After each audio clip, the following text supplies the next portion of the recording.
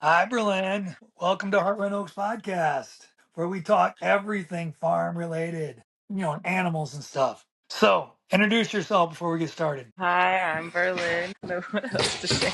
Don't be so nervous, Berlynn. How old are you? I'm 21 And you currently live where? in Brazoria. Nice. So, Berlynn, I invited you to do this for a couple reasons. One, you're nice, and I needed someone to practice with because I've never really done this with this Riverside app before. And I figured you're knowledgeable because you grew up on a farm and you currently work at a feed store. So, let me ask you this. How old were you when you first started helping with chores on your small farm?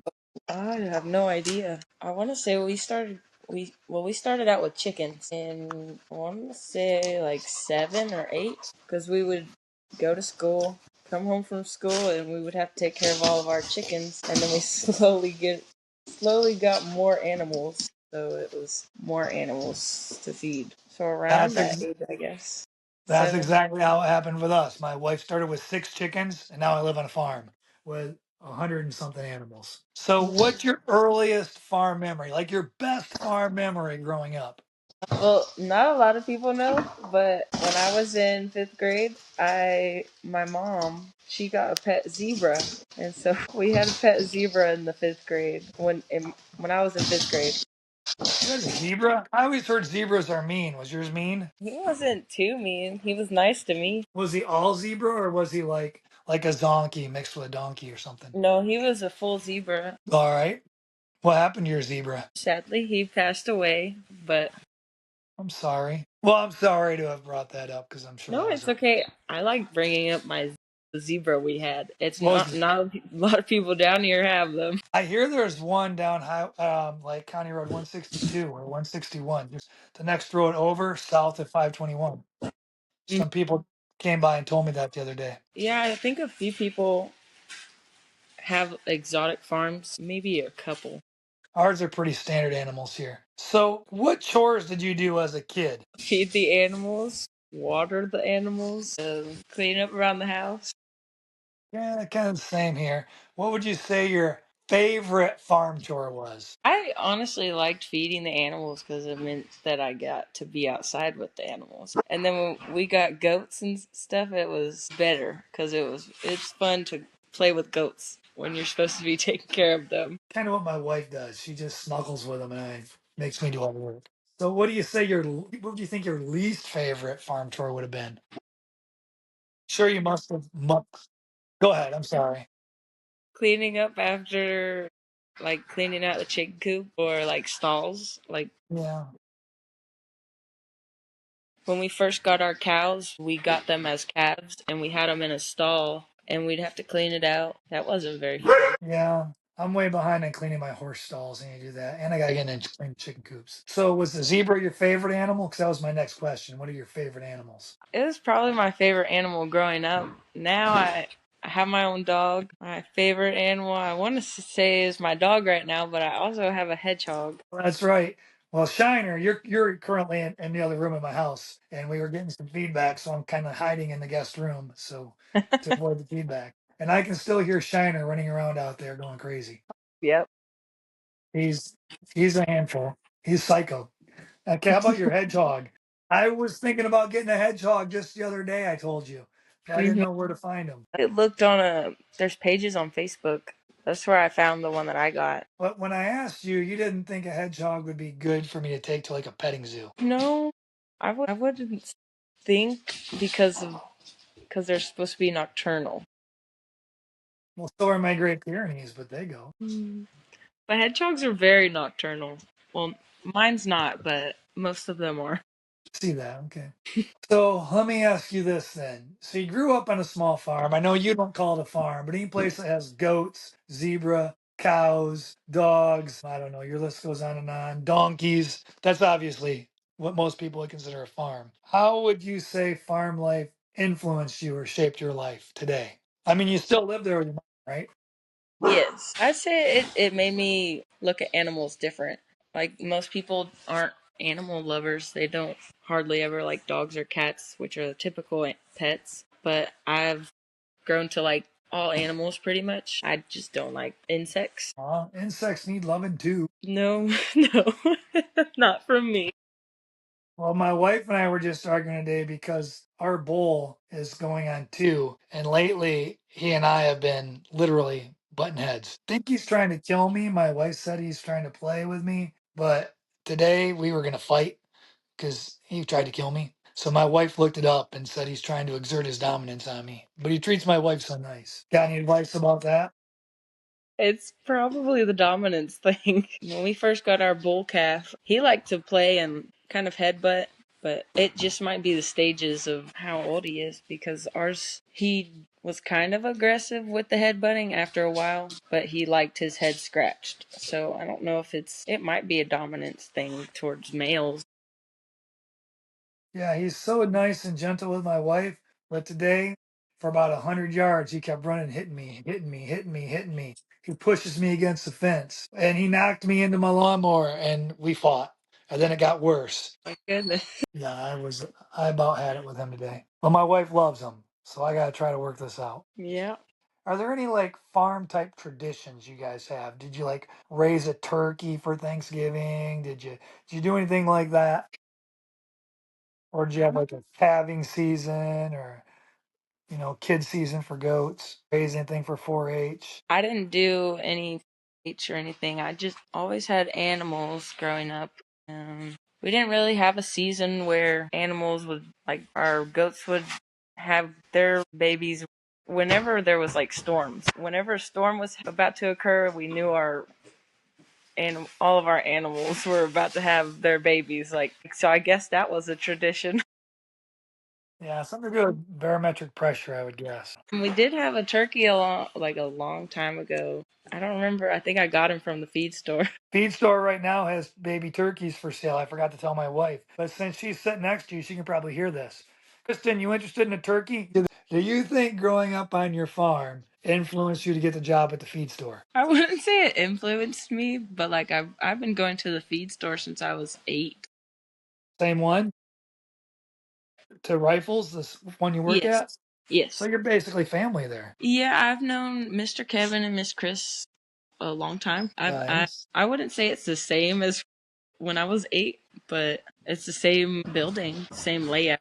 Gotcha, gotcha. So what's your typical day like at the feed store then? A typical day at Rifles, get there at 8. First thing I do is I take my dog in, put him in his kennel, then I'll help Christy make Mr. Kevin's coffee if she hasn't done it already.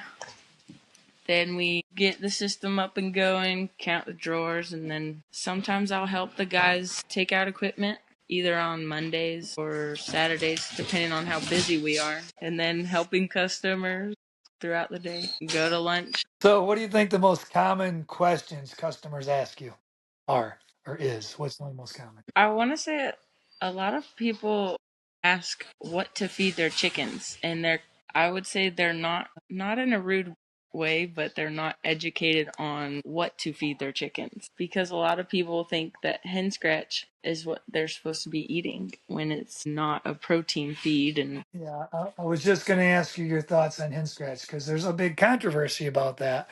And I do give mine hen scratch every day, but they also get the lay pellets and the lay granules. Mhm. But I also give my bunnies the hen scratch, and my goats like to eat the hen scratch. Everyone likes the hen scratch as a snack treat. I mean, it kind of makes sense. It's just corn and Milo, and I can't remember what else is in it, but it's not anything but a treat. Yeah, my donkeys and my miniature horses eat it when I throw it out for the chickens. So everyone just runs around and eats it off the ground. Yeah, a lot of people will ask, um, chicken feed. They want chicken feed and they want hen scratch, and will that help them produce eggs? And we have to tell them no. Like, hen scratch is a treat.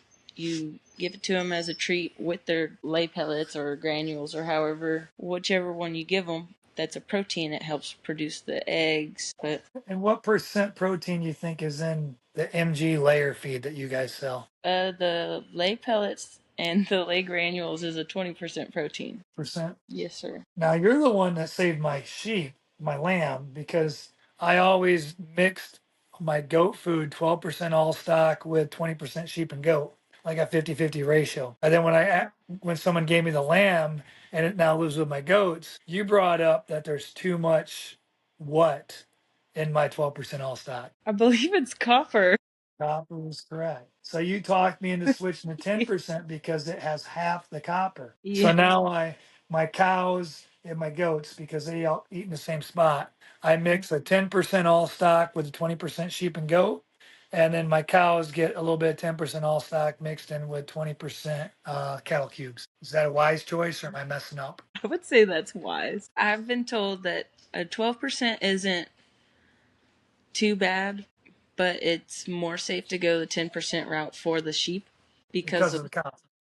because of the copper. It's less, and if they eat too much copper, then it has bad potential for them. I'll say it that way. But yeah, goats need copper and sheep don't. Let's see. So let me ask you this then. You get a lot of customers Mhm. at Rifles. Do you have any memorable accounts with customers? Well, y'all come in, I want to say sometimes.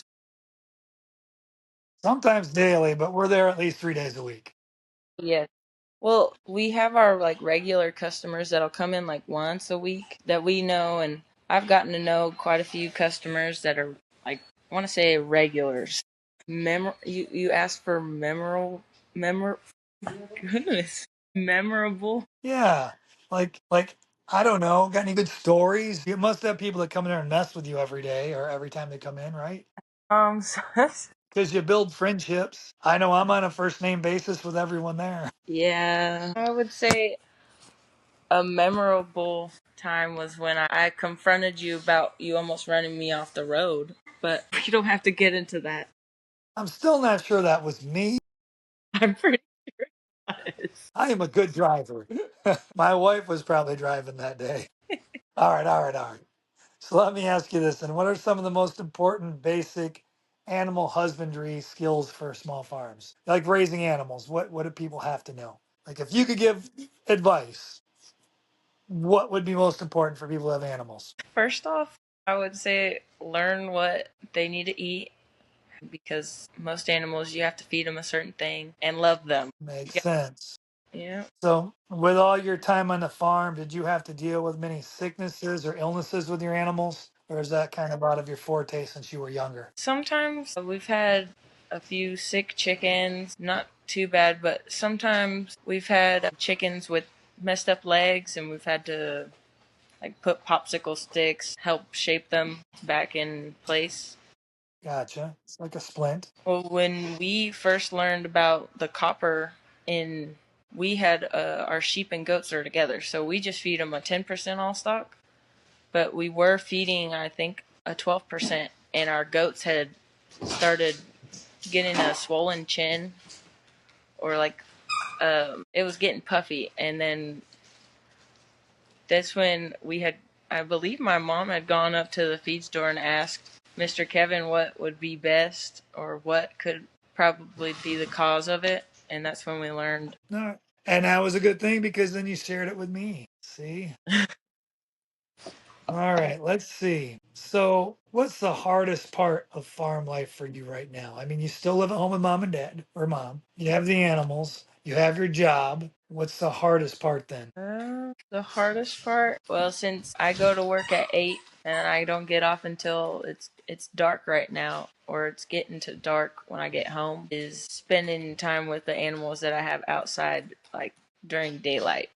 Yeah, I can see that. I work hard to get all my chores done, and I time it so I finish just as it gets dark so I can lock my chickens up for the night. Hmm. Let's see. So, what advice would you say to other young people, especially girls, if they're interested in raising animals, livestock, living on a farm? It's just you gotta love animals if you're gonna have animals. Definitely. I say we take care of our animals before we take Chris, care of Chris, ourselves here on this farm. Chris says, I think most girls just want to enjoy animals, find a husband with money and the drive and energy to run a farm. Does that sound like her? That sounds like my wife. That's who. That's who's giving you advice there. You're gonna have to clip that out. We'll figure it out.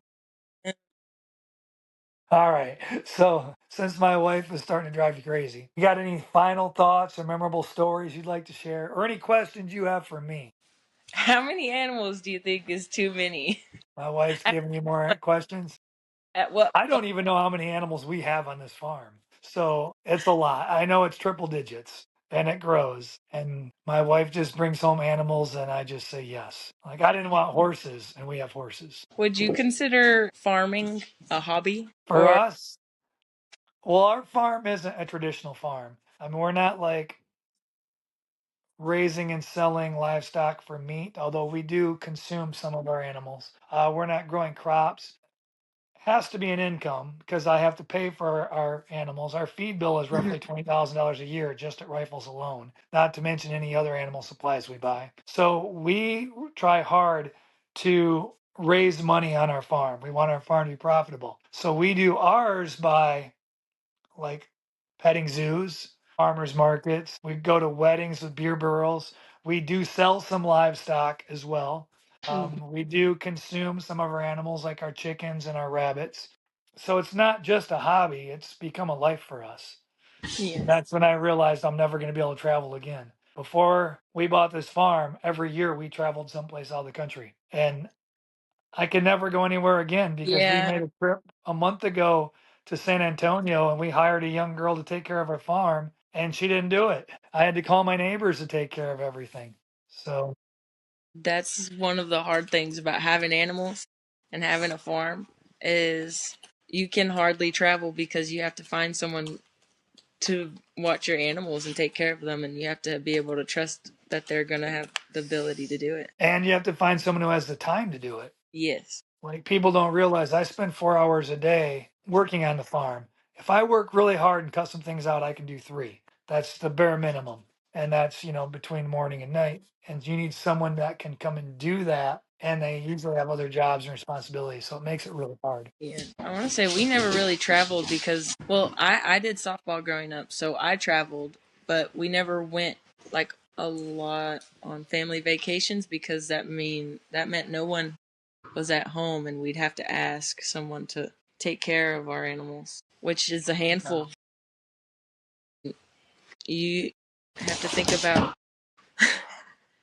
how much time people are spending with your animals, and you have to think about how much you're taking out of their day. So you have to pay them to take care of your animals. Yep, that is true, and it's rough. Well, I don't want to keep you here all night, so I thank you for helping me practice this podcast.